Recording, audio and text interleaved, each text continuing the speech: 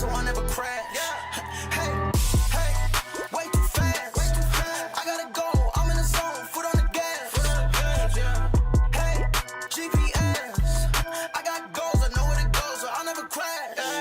Yeah, I'm in the end zone. Where did he go? You way too slow, homie, I been gone. I know you see, I got the rings, homie, I been flown. Me and the team going for rings, that is the end goal.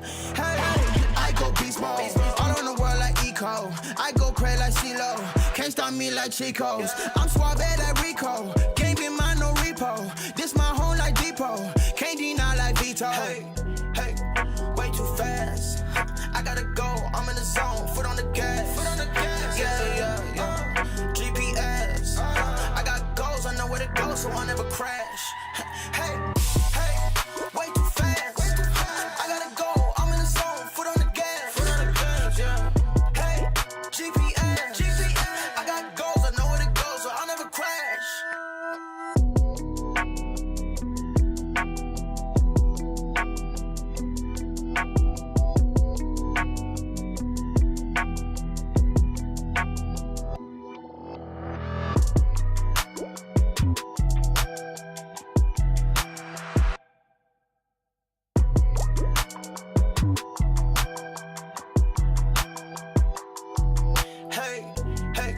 Way too fast. I gotta go, I'm in the zone, foot on the gas. Yeah. GPS, I got goals, I know where to go, so I never crash.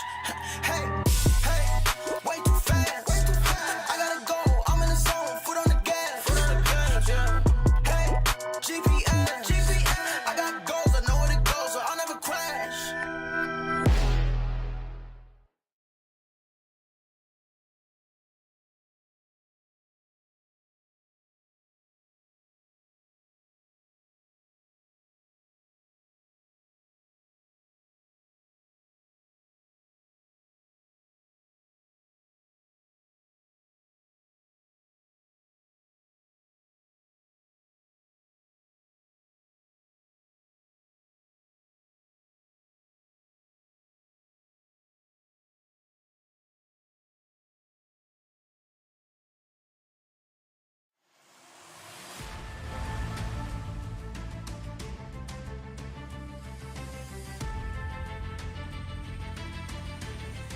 Let's get it on for the second short track race of the season. It is beautiful Richmond, Virginia. We're live from the virtual Richmond Raceway.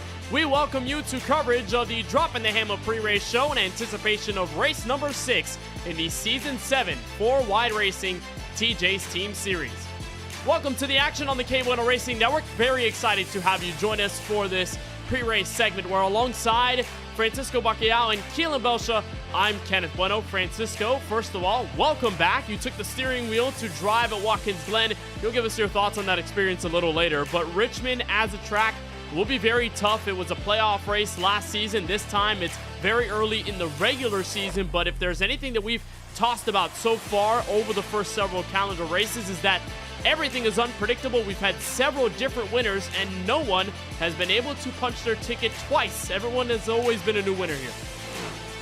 Yeah, I'm happy to be back in the booth, Kenneth. It was a great experience at the Glen. Can't wait to talk about that later. But at the task at hand, we're at Richmond Raceway in Virginia. This place has had a lot of great racing throughout the seasons in 4-wide, and last season it was the first time we ran it in the daylight. And this season it'll be the exact same thing. No new winners, or in the sense that there's been no repeat winners. Always somebody different has gone to victory lane here at Richmond, and so far in Season 7, there has not been a repeat winner either. So is this the double jinx, if you will, if we get a repeat winner and a repeat Richmond winner, or just a repeat winner in general? We'll just have to see and find out. 200 laps here, not easy, especially as we start moving into the spring season. Well, there are a lot of strengthy candidates, strong candidates that could make that case for either another win here at Richmond or their second win of this 2024 season. To which we look at the schedule, Keelan Belsha, and we've seen a ton of different tracks already. Richmond is our first trip back to another discipline. We had a short track race at Bristol back in race number 3, but here in race 6, we go to Richmond, which is a little shorter than most other short tracks we'll encounter on the schedule. Not as short as Bristol, but just a little bit. It's about 3/4 of a mile, but we go 200 laps here tonight, but we've got still a ton of different tracks we'll encounter, specifically the 1.5 miles that'll take shape late in this year heading into 2025. Yes, sir. Thank you, Kenneth. Good to be up here today as we do get ready for Richmond. Coming off a fun road course race last week at Watkins Glen where we saw Brandon Hawken get a win. He's back here tonight at Richmond. Going to be fun short track action this evening. And Richmond, very different track compared to the rest of the short tracks here on the iRacing Sim, like Bristol. Bristol, big momentum track that you can deal with as you rip around the top over here. Richmond, not much like that at all. The banking is not as steep around this racetrack. You got it on the straightaways and in the corners, but it's not as much, and I feel like it's a lot harder of a track to drive because of how the car acts with this racetrack. It's going to be a very loose setup these guys are going to have to deal with today, but it's going to be a fun one. Heard a lot of notes from Francisco and other drivers on the track about how this car drives, and like many, you'd expect that Richmond races would be under the lights, but like we've had in the last 2 seasons now, these Richmond races are taking place under the sunlight. So you not only have a hot track temperature, but you also have a track with not that much grip, a track that hasn't been repaved in a quite long while. So this one will be a ton of fun. But like we have our second short track race of the season tonight, we had our first road course race of the season just 7 nights ago, where Brandon Hawken, the Canadian who won 5 races in his rookie season back in season 6, was able to do it all over again here at the Glen. This was the start, the run up to turn 1. Francisco was there in the background, sending it 3 wide. We had some carnage off of the 90 on the first lap. Mikey Neal, Scott Healy getting involved in an incident. There's Neal going hard into the inside barrier, but off the bus stop, Francisco, Brandon Hawken messing up on the opening lap, Lawson Peel taking the lead, and you were in the heart of the action. Yeah, that bus stop was very tricky to just get right all night long. If you hit it just the wrong way going in, it was going to upset the car and you could go off the track. And I did that a handful of times. And there you see me right there in the top 5 on the restart there. And I was hoping to make some good moves. There you see Cody Kinsey goes for a little spin off the carousel. He wasn't the only one to have that happen. And unfortunately, this is where I got myself involved in an incident, Keelan.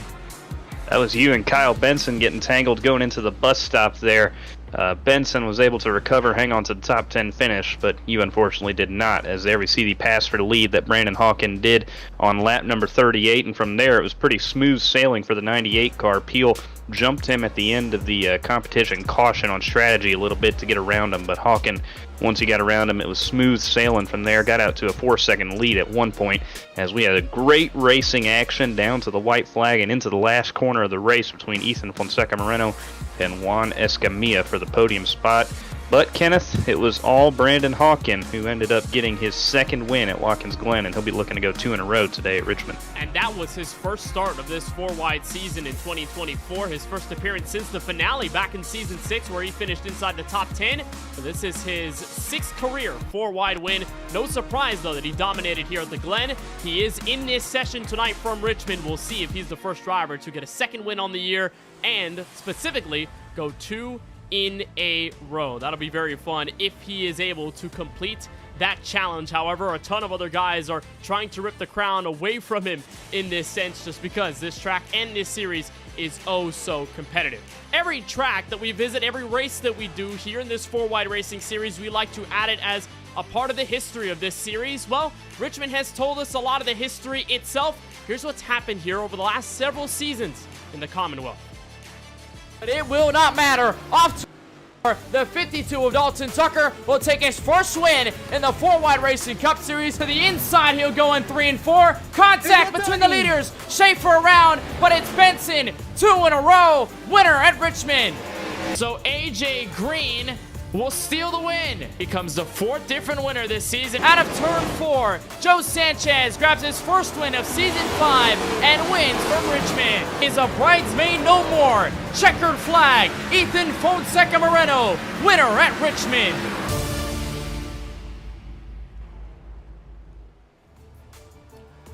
Well, Richmond has given us a lot of history over the several years that it has been a part of the 4-wide calendar, and obviously a lot of progression from the KBueno Racing Network commentary. A little kind of cringed while editing that video while I was watching the commentary from about 2021 on back. But Francisco, here at Richmond, we've seen a ton of different winners. 2 of them were first-time winners. Dalton Tucker, who dominated in his debut back in Season 2, and the winningest driver of all time in this series, Lawson Peel. All those seasons ago, was just a rookie. We were just getting to know his name, won in Season 3, but one thing we've seen here as well is that we have not seen a driver go with more than 1 win here at this very track. Crazy to think that this is the track Lawson Peel got his first win just a handful of seasons ago, looking at that list, Kenneth, and would go on to win over 20 more races as his career has continued through time. But you mentioned it there. They have had a different winner every single time we come here to the Commonwealth, and it wouldn't shock me if that continues today, but I also just as strongly feel as today could be the day we see somebody go with a second Richmond win. You have the defending race winner, Ethan Fonseca-Moreno, who's quick in practice right now and ran pretty good at the short tracks last season, and you also can't count out Eric Schaefer, who's always been fast on short tracks, and of course Lawson Peel, who's just one of the most consistent drivers in the history of this series, which I believe he's going for his 100th top 5 finish in the league today, which is all-time leading as well. So keep an eye out for that 12th car looking to make some history. He's one of the best drivers in series history. He has already eclipsed victory this season. I was at the Las Vegas Motor Speedway several weeks ago. Let's talk to one of the drivers who will take the track at Richmond tonight. We'll start with the driver for the not Stonks, but still kind of Stonks team, Curtis Kelly, who joins us now in the broadcast booth. First of all, Curtis, welcome. It has been a pleasure watching you take on the field this season, and it's been a good start. 3 top 10s over the first 5 races. What has gone behind all of the success that you've encountered this season so far? This last season was a bit of an off season for me, so coming into this season, I knew I wanted to try and compete. We had a lot of fast names showing up now, a lot of new faces, and I wanted to compare myself and see how I would do. So we really focused on this year and not run a lot of practice per se, but just have a better mindset going into races and a better focus on what's going on. And the focus and the efforts paid off so far. It's been a really great start to the season. Very happy to be up there competing where I am. May not be winning the race per se, but we're up there in the points every day. So it's going good. And specifically, your best race of the season arguably was Las Vegas, where you led some laps, you had the race lead.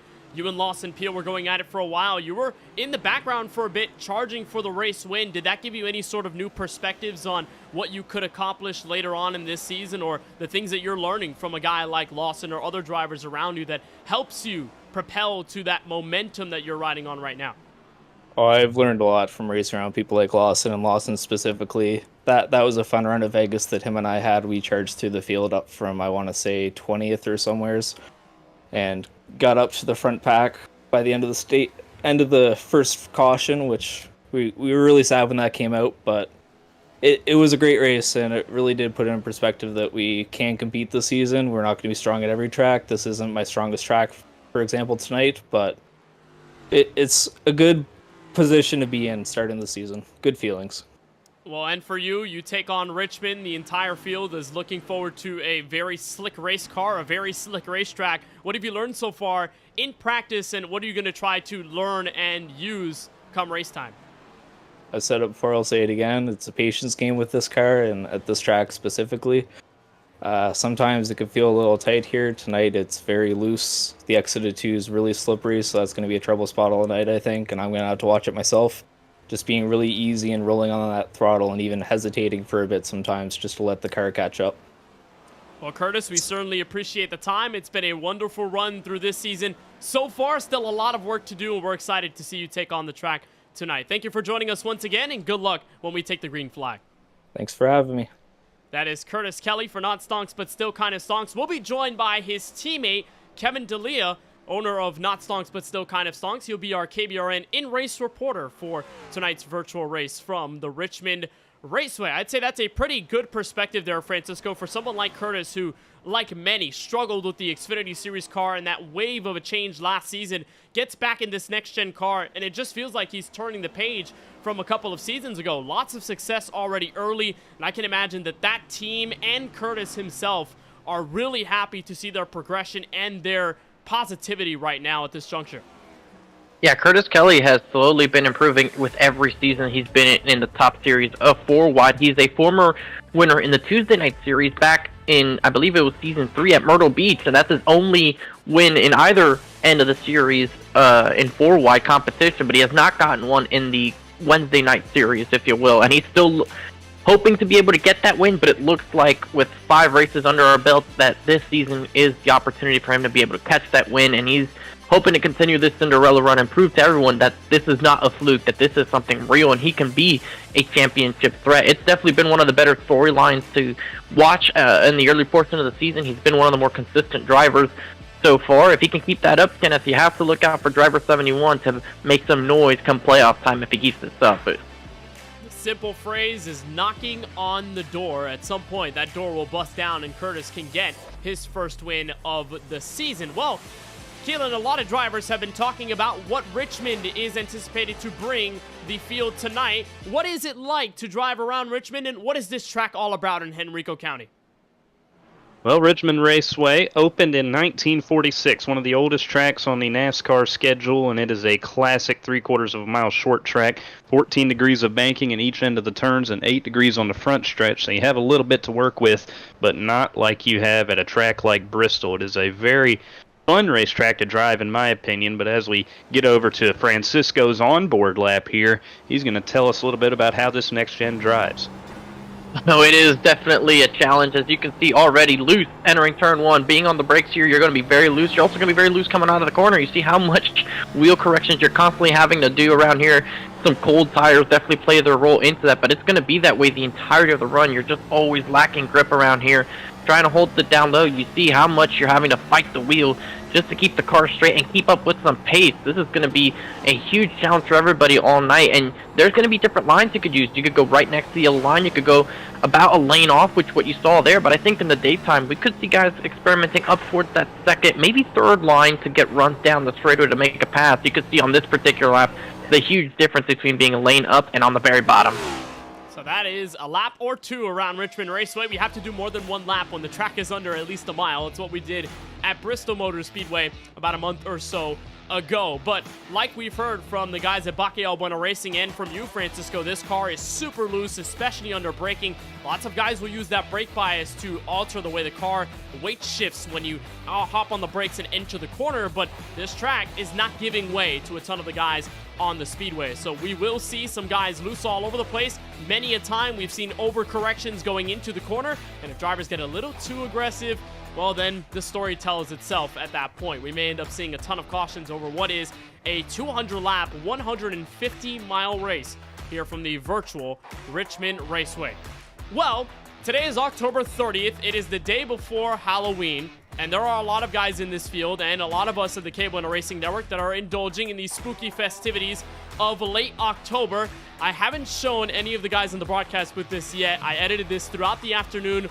Let's get a look at our KBRN spookiest costumes.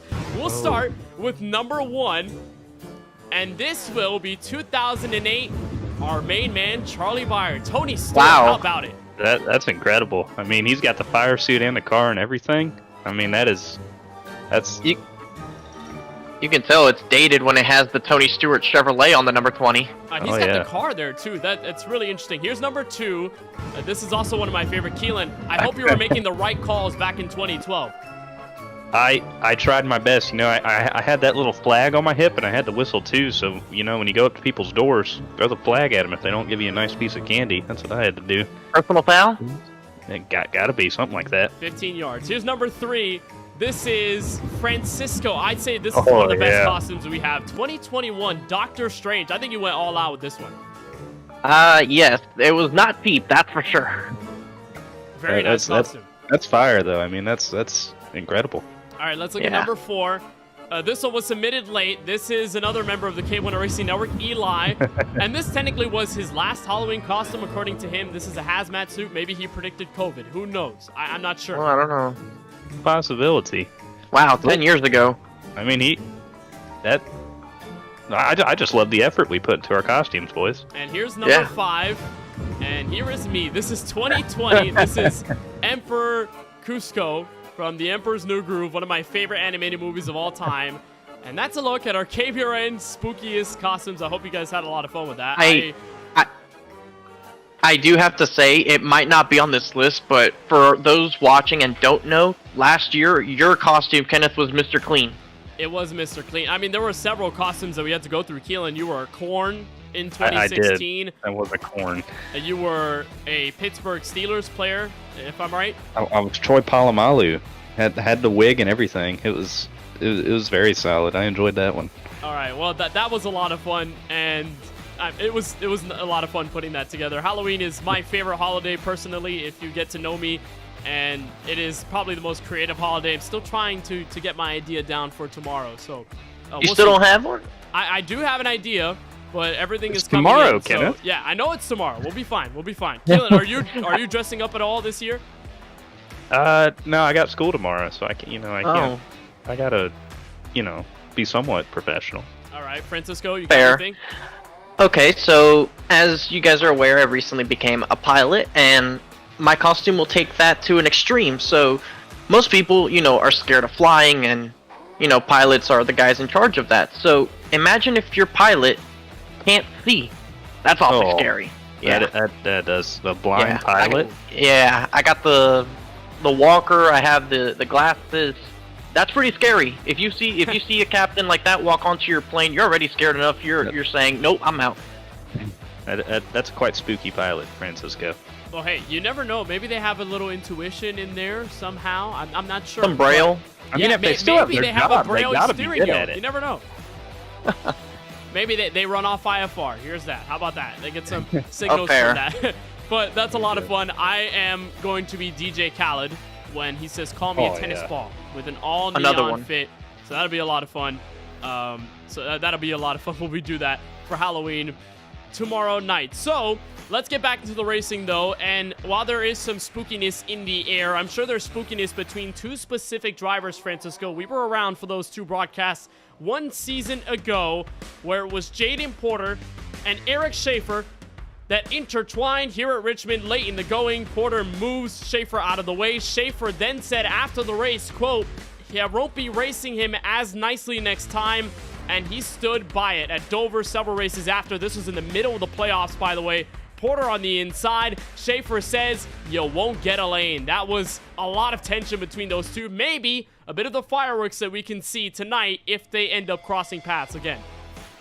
Yeah, it was definitely tensions rising, not just between Schaefer and Porter, but particularly Schaefer and other BBR drivers. We saw that all throughout the postseason, and so far it has not made its way into this season, so you're wondering, will it strike here at the short track where tempers flare, or is that a thing of the past in Season 6? Well, in Bristol, we had a ton of tempers flare, drivers getting penalties. Richmond is also a pretty intimate setting, so you will get used to seeing a bumper or two getting knocked around here at this specific track.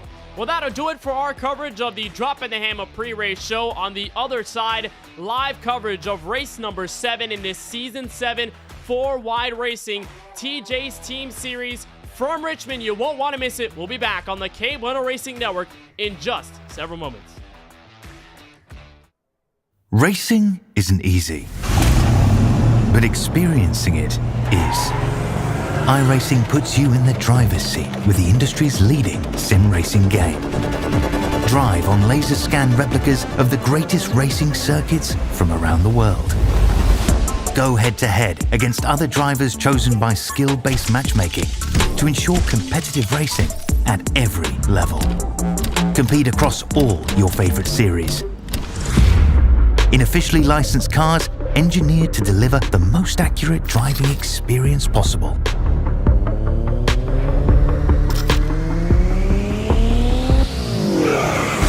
Join a race or host your own with players from across the globe. Race against the computer or in a league with friends. Feel the thrill behind the wheel. Visit iRacing.com.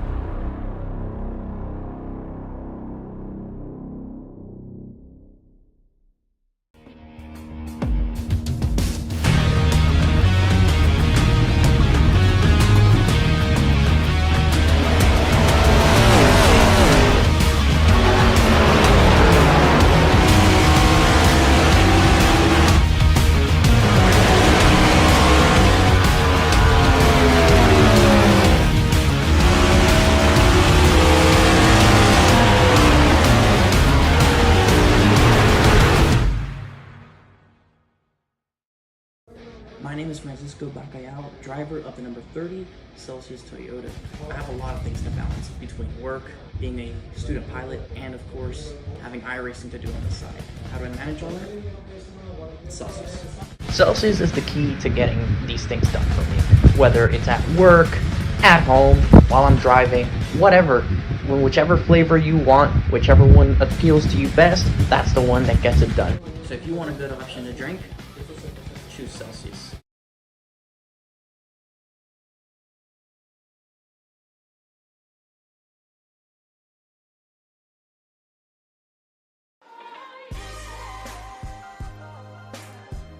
Nothing quite like the sights and sounds of the Virginia Commonwealth. Plenty of guys come into this race with a lot of experience. The defending winner, Ethan Fonseca Moreno, has yet to strike win number 1 this season, with a possible chance to reignite the spark once again. AJ Green, another former winner, stole the win from his teammate back in season 4. He's been a little hot as of recently. Can he try and get his first win? And Kyle Tursak dominated his first race at Bristol. A possibility to get 2 for 2 on the short tracks this year. Richmond is up next. They say that it's the place for racing lovers. We're ready for a date with the Commonwealth tonight. 4 Wide Racing from Richmond is up next.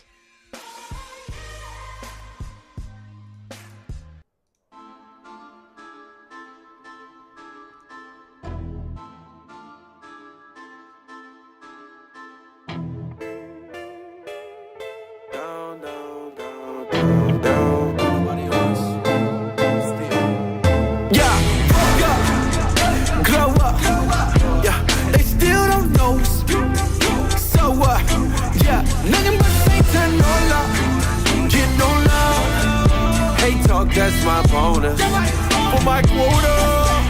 Boy, don't nobody. I just get a check in the jail with the set. All we do is rap. Ain't worried about next. I'm just making plays, Broadway in the flesh. On us, this right here with the on us.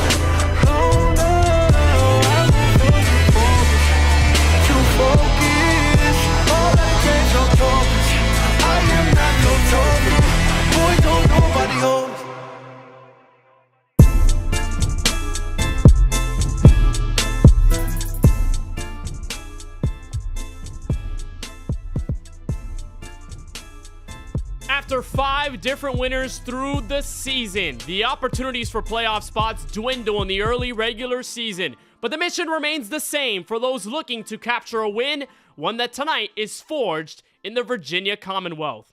It's the second short track race of the season, and it's a lovely trip to the virtual Richmond Raceway, where the KBueno Racing Network welcomes you to coverage of the 6th race in Season 7 of the 4 Wide Racing TJ's Team Series.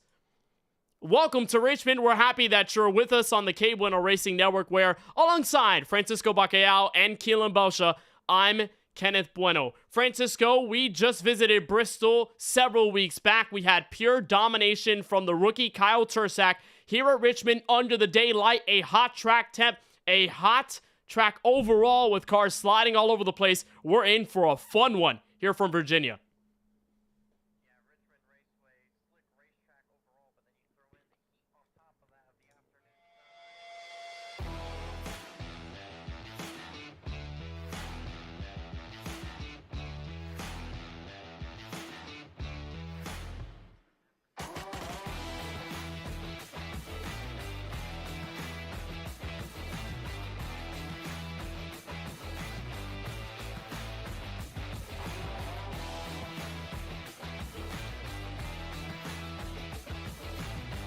And in our second short track affair, we are basically diving into the heart of this regular season Keelan Bell Show. We have Richmond tonight, October 30th. We'll be back in action next week to kick off November. That'll be in Joliet, Illinois for Chicagoland Speedway. We've got plenty of mile and a halves in this part of the schedule up next with Chicago, Charlotte, Atlanta, and even a bit of Las Vegas and Kansas. Those that'll take us all the way to the All-Star break in late January. So how pivotal is this change here from the beginning of the regular season where you're just getting used to it versus when you're getting in the middle of this regular season and you've got to fight tooth and nail to get a spot in the playoffs?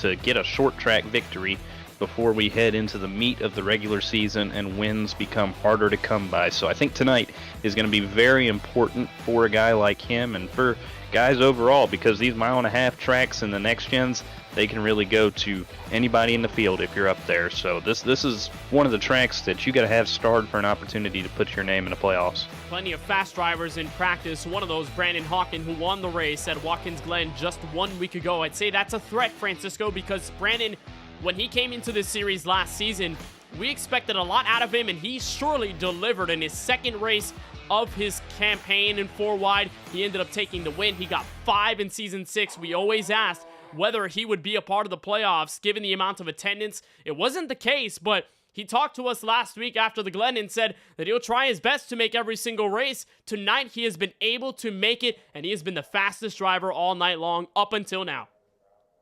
Yeah, I don't think winning and being contentious is going to be the problem for Brandon and his playoff hopes. As you said there, he's going to try and make as many races as he can. He does some real-life racing as well, and of course, he has probably some personal things he has to attend to as well. So I think that's going to be the biggest determining factor in if Brandon Hawken makes a postseason run. He's already missed the first 4 races of the season, and you can forgive me if I get the number wrong, but I believe you're supposed to make at least 60% of all regular season races. So he's already at a huge deficit as far as those available weeks that he can kind of just drop.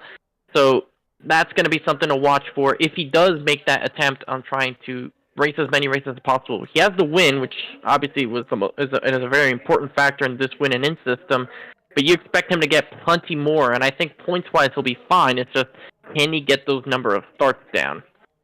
Well, we've had a couple drivers already locked into these playoffs, but of course that does hinge on the fact of how many races they'll be able to make. We know that guys like Lawson Peel, guys that have been able to win over the season, for the most part, will make every single start or will make almost every single start. So the concern isn't really with them. For Brandon, he's still a big question mark, but that means some surprises down the line this season. He's yet to be in qualifying, and we'll see how that all shakes down here from the virtual Richmond Raceway.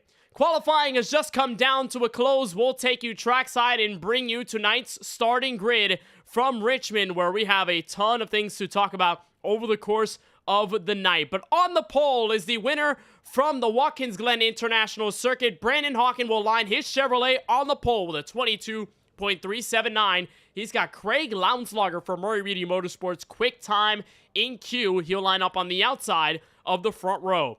Mikey Neal for Buckeye Racing in his sophomore campaign also puts a heater in Q. He'll start inside the top 3. Eric Schaefer, who's known to dominate at tracks like Richmond, is a short track ace. We'll see what he can do from the outside of the second row. AJ Green, the Season 4 winner here, will line up inside the top 5. Outside row 3 is the Season 3 winner here, Lawson Peel, driving his number 12 Chevrolet. Juan Escamilla, who picked up his best career finish last week at the Glen, rolls off from 7th. Ethan Fonseca Moreno, with a brand new paint scheme tonight, he'll start this race from position number 8. Rounding out the top 10, a pair of winners this season, Stephen Maggio in 9th and Steven Stempian rounding out the top 10. Nicholas Bauman, another rookie, is going to be rolling off in P11 alongside him. Rookie Dusty Applin. Cody Kinsey will be in the 13th spot with number 76 of Tony Kivett in P number 14. League owner Tyler Murray will be 15th with sophomore driver Ryan Pandicio in the number 16th spot. Trevor Haley, 17th with Adam Alishire. Strong start to the season for him. He rolls off 18th. Jesse Perez will be in the 19th spot with Craig Rowe, the 24, in 20th. In the 21st position, we have the 42 of Christopher Bishop with Kyle Benson from Murray Reedy Motorsports in 22nd. 23rd is Daniel Moore. Alongside him in 24th is our in-race reporter today, Kevin D'Elia. 25th is Cody Ivey. Michael Newbraw in the 26th position. 27th is Curtis Kelly, who we talked to a little bit earlier today. He was the last guy to put a time down in qualifying. Jaden Porter for BBR in 28th. 29th, Austin Reedy, Brandon Banks, longtime veteran, in 30th. 31st, CJ Munier, Craig Parks in 32nd, and Timothy Cook, Brandon Gillis back there in row number 17 rounds out the field. That'll be 34 cars. Francisco was mentioning it, almost close to, I believe it may be the shortest field that we have this season, which tells you a lot about the attendance over the first several races. All of these guys have come out to play, and still a really strong field from Richmond as the field lines up behind the iRacing official pace car. Well, as they get ready for this one, Keelan, what are your keys to victory here from the Commonwealth? Don't be eager to get on that throttle. That's going to be a big one today. These setups are so loose, you hammer that throttle coming off of turn number 4 or off of turn number 2 where that wall catches up quick. You're spinning around today. That's just going to be something you got to manage. Smooth shifting today. They're going to be bouncing between 5th and 4th all day today. You miss a shift at the bad time, accidentally go down to 3rd, you'll spin the car around that way too. The brake bias, we talked about it in the drop and the hammer pre-race show. That's going to be something these guys are looking at. Move it back, get some brake to the rear of the race car, make it a little bit easier going into the corners, and avoid the carnage, because I'm sure we're going to have a bit of trouble on the racetrack today. You want to keep your car clean as possible. Well, we've got 150 miles to decide it, a total of 200 laps from Richmond, Virginia, with 241.2 kilometers along the way. Well, we've got a ton of things to talk about here from Richmond. Let's dial up one of the drivers who starts in this race from 24th, and that is our KBRN in-race reporter, Kevin D'Elia, for Not Stonks, but Still Kind of Stonks. First of all, Kevin, thank you for joining us. Thank you for allowing us to talk to you here in these several pace laps before the green. What are your overall thoughts of Richmond and what we should expect from behind the wheel? I mean, the track is definitely, it's tight and then randomly loose out of the corners. Definitely have to avoid the carnage tonight and just try to survive. And in your campaign, we talked to your teammate Curtis Kelly, who's been super successful to start. You have had your fair share of hurdles to complete over the course of the season. What have you been trying to learn over these first 5, now 6 races in your attempt to try to get a playoff spot later this season? I think I just need to be more consistent. I've been caught up in wrecks and just positioning myself to at least be there at the end. Last week was my first decent run. I'm going to try to build on that and see where it goes. Well, Kevin, we know that Richmond is really slick tonight in the session. The cars are not as gripped up to the track, so how do you try and tiptoe around these first several laps under green? I probably not run anywhere close to flat out. Just try not to spin the tires and stay behind the car and not cause a wreck. Well, Kevin, we certainly appreciate the time. Well, hopefully we'll be tuning in with you throughout the rest of the race, and best of luck at the green flag. All right, thank you. That is Kevin D'Elia, driver of the number 53 Chevrolet. We'll be keeping in tabs with him over the course of the race. There's an onboard look from his Chevrolet Camaro on the outside of his respective row. Pretty deep start tonight, so we'll keep an eye on what exactly he's able to do. And we know that there is a lot of plenty opportunities to make moves early on. It will be really hard as the race progresses with this next-gen car. So Brandon Hawken is set to lead this field to the green just like he did at Watkins Glen 7 days ago. Craig Lautenslager, with his best qualifying effort of the season, will join him on the outside of the front row. It's our second short track affair of the season. Let's get it going from Richmond.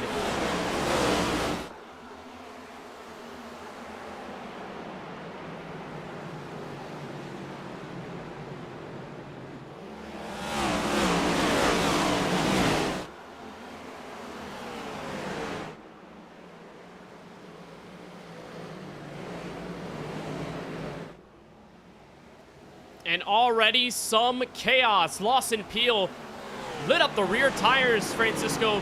Before we even got the green flag, he hammered several positions. He's already in the midst of the top 20, but it's all Brandon Hawken leading the field by at least 6 car lengths. Back to turn 3 to complete the second lap. Yeah, it was an excellent start for Brandon Hawken. Not so good for Lawson Peel. He's at the edge of the top 10 now, trying to fight to keep those positions. And you saw some 3 wide, almost 4 wide on the opening lap. Just goes to show guys are trying to get as many spots as they can right now. We're all though bunched up. Oh, and Tyler Murray with an issue in the back.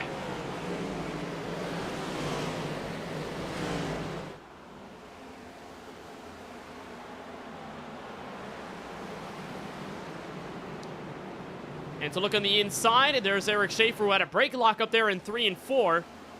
And he was almost middle 3 with Nicholas Baumann down there, Moreno on the outside, and Mikey Neal, who's already assimilated himself into the top 6 in this early going from Richmond, but a really, really chaotic start, mostly clean. We'll try and get that second look on the right side of our screen with Tyler Murray. Exactly what happened there. Schaefer loose on his own going. He'll try to save the Chevrolet. He's got control of it, and we stay green. Close call for Schaefer. That was a lot of trouble. That was going down into the corner. We talked about it in the pre-race show, how this car is going to be so loose under braking today, and right there is what we saw. He went down into the corner, got really loose, had to save it. As we tried to get a look on the right side of our screen, couldn't quite tell what was happening right there, but there's Nicholas Baumann in the 14 machine. Been a chaotic start, Kenneth. Looks like he got loose as well, dropped off position to Schaefer, who, by the way, is a Virginia native. He hails from Hampton, so not too far away from Richmond Raceway proper, and he's a guy that led a ton of laps in the Xfinity Series car race last season, but was really, really disappointed in how that one ended, Francisco, because that race had gone green basically all the way to the point where Schaefer was on the long run, and he just got beat by Moreno and Jaden Porter. Caution out for the first time tonight. It appears some trouble near the back of the field. Cody Ivey, the one involved in our first yellow. Trouble on him, and I was able to ride on board with Schaefer to see what happened to him, and he was downshifted, and that caused the car to get upset, and what led to him being sideways. And I believe the same thing was the case for Tyler Murray. So it goes back to one of Keelan's keys about careful shifting. We've already had 2 examples of guys not being able to get that down right and go for half spins. Fortunately for them, they're able to save it and keep it going. But watching here on the replay, there you see that is a huge dive there. Wasn't able to make sure who that was there, but Cody Ivey gets dive bombed into turn 1, and around he goes. That was Brandon Gillis, that Ford Mustang right in the background. The onboard look from Ivey. And Gillis just fully sent it in there. Nowhere for Ivey to go to get out of that. And unfortunately, the contact sends him resting against the outside safer barrier. The good news is that he doesn't have any significant damage, so he should be okay for the most part. But obviously, first yellow outs. We've got the field under rest with the iRacing official pace car, Keelan. Was a clean start for Hawken. He may have been the only driver in the field that didn't have trouble on that initial start of the race there, Kenneth, as we saw it. Lawson Peel kind of smoked his tires, and it cost him about 5 positions on the initial start. Mikey Neal got into turn 3 really deep on the initial lap, nearly got into Hawken and stayed off of him. That was good, but it's been pretty chaotic throughout the field. And for a guy who didn't set a lap like Jaden Porter, who's been really good in points this season, it's something we got to keep our eye on as he's climbed his way through the field. Well, we noted a good start from Hawken, but we also noted a good start from AJ Green. And we know that guys like Lautenslager and company were trying to keep their place up front. Mikey Neal, who started this one from 3rd, dropped back 2 and he's already to 5th, but AJ Green already working his way up through the field, although he had a pretty good view from the drop of the green flag. He is the Season 4 winner from Richmond, Francisco, and one thing that you brought up to me in the hours prior to us going live on the KBueno Racing Network is that there is a bit of lore with Green and Forrester's finish in that faded Season 4 race. We know that that race came down to green-white checkers. It also came down to the very final restart, and the last restart ended under yellow. At that point in 3 and 4, AJ Green had been mid-pass on Colin Forrester, so we kind of don't know whether that is one of the closest finishes in 4-wide history, technically under the timing loop, or what. But for AJ Green, was able to walk away with that checkered flag nonetheless. Still could be in the history books, though. Yeah, there's no way to exactly extrapolate a time difference between your top 2 finishers since they had to come across the line, and that affected the times, of course. But if you had to look at your top 5 closest finishes all being within 200, if you just look at when the caution came out on that particular evening, it most definitely was somewhere in that range. You could argue whether it is the closest or if it's just among the top 5. Definitely up there, but unfortunately for us and for wide lore, we'll never know exactly how close it was, but certainly it was, I would say, it's definitely up there with Craig Lautenschlager. Almost feels like that Indianapolis 500 finish between Paul Tracy and Elio Castroneves back in, I think it was 2002, where the yellow flag had come on while they were mid side-by-side, and many argued that Tracy won the race, some argued that Elio won the race, and IndyCar Race Control said car number 3, which was Elio, was the winner. So in a case like that, maybe some controversy for 4-wide on who really could have won the race. 2015. Yeah, that is close too, based on the yellow. Ready for the green. Lap 13 of 200. Hawken up and away with Lautenschlager to the outside. Green flag back in the air. Another good jump for Hawken. That's the restarts you're going to need today to maintain that top spot, as we see Green and Lautenschlager battling for second back there. 2 guys who have been historically solid at Richmond, but Craig got into the wall there off of 2. That wall sneaks up on you quick, Francisco. That's going to be one that we're going to have to watch all evening long, bouncing off the wall off of 2. It just sneaks up on you really quick compared to turn 4. Yeah, you look at how that wall is shaped there in turn 2, it just all of a sudden straightens up well before the corner's done, so it just jumps out at you, and if you're not careful, into the wall you'll go, and you see a couple cars do that off of turn 2. You see AJ Green's on the outside of Juan Escamilla battling for second. Lautenschlager down to the 3rd spot. They're battling away right now, and Jaden Porter right now trying to work his way up. He's side by side with the 4th Trevor Haley for 13th. It only takes one mistake here at Richmond to send you pummeling through the field, and look at how crashed it is on the back end of this from Lautenschlager's perspective. Very crowded from Moreno, Stempian, Mikey Neal, Lawson Peel, Dusty Applin. The whole crew is there. So if Lautenschlager coughs up another mistake, we may end up seeing him drop back further through the field, as Moreno had the look on the inside. That was a look at your Charlie Beyer Photography onboard camera with Lautenschlager. And a good race up front as Mikey Neal continues the fight with Lawson Peel. This is for 7th place. Neal, He's on the outside. Neal was quick in qualifying and practice. And there he goes, sideways. What a save. Save it, though. Almost had some trouble right there. That could have been a lot worse than it was. Neal, I was just talking about him. He was really fast in practice and qualifying. Had a lot of speed in that Buckeye race in 88, but in trouble here. Going to have... Good thing this race is 200 laps, though, Francisco, because, I mean, that's a lot of time to make up track position that you've lost as we get a look at what happened to Neal. We talked about it in our keys to the race. It's going to be really slippy off of 4, especially with this hot track temp. And he's not the first one to make this kind of mistake today. First one we've seen on corner exit. We saw that mistake out of the 3 car of Eric Schaefer and a couple of other cars as well in that opening run of the race. But right now you're seeing Mikey Neal trying to recover, but also Jaden Porter trying to get past the 97 of Cody Kinsey. That's a spot in the top 10. Remember, Porter started outside the top 25, did not set a lap time, and already early on in this one is about to enter the top 10. So look out for this Glowberry Prime Energy number 28 Chevrolet. He's looking to make a run to the front. Yeah, he didn't set a lap in qualifying, so it was a big track position shift that he's going to have to do today as he starts to get his way into the top 10. As we look back at the 38 of Kyle Benson battling with Applin right here.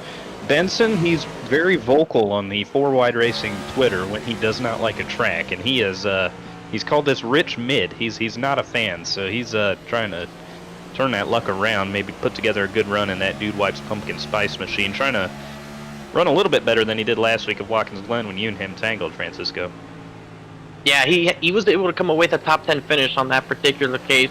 Has said he's not fond of this racetrack. He's running pretty decently right now, but we'll see what he can do later on in this one, see if he can move up a couple more positions. He is second in points, been one of the stronger contenders early on in this season. He has Lawson Peel right in front of him, the winner at Las Vegas, who's trying to make up for that horrific start to the season at Daytona and Auto Club. Like I said, got the win at Las Vegas, finished second on the road course at Watkins Glen. And a strong driver from Watkins Glen is Juan Escamilla, was able to get a top 3 finish, his best finish of the season, and right now is running second, so this rookie's getting some good momentum going together, Keelan. It's been a complete 180 from how he started his season, because back at Daytona, I remember 6 laps into the race, he called his shot on the podcast going into that race, ended up on his roof pretty early, and it has been a 180, putting together some momentum, got a 3rd place finish last week in a great race with Ethan Fonseca Moreno. Right now up there in second as we see Jaden Porter still cut his way through the field. Another guy who has been very consistent, been up there running in the top 5, top 10 almost every race this year, trying to get around Dusty Applin in the 16 machine, trying to gain a position right here inside the top 10. See AJ Green in the 48 back there. He always has the nice paint schemes. He's up here running well. Track he's been historically good at here at Richmond, a winner here in the past. He knows how to get his way around this short track. And Jaden Porter moving up quickly. He's already up to 9th, and Kyle Benson's just ahead of him for 8th. You mentioned AJ Green, former winner here. We talked about that finish, but he's always been a consistent driver here throughout his tour-wide career. And we talked about how there's been no repeat winners at this racetrack. Certainly looking to become one of those first-time repeat winners, as Ethan Fonseca has just gone around Lawson Peel. That is for the 6th position.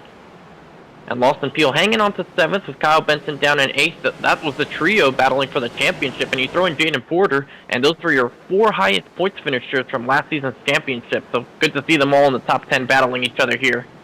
Yeah, Moreno, the defending winner here at Richmond, looks to be the first driver to get multiple wins at this racetrack. As 6 races here in the TJ's Team Series, 6 different winners. So he'll be looking to change that. But another guy who's looking to change that. Murray around.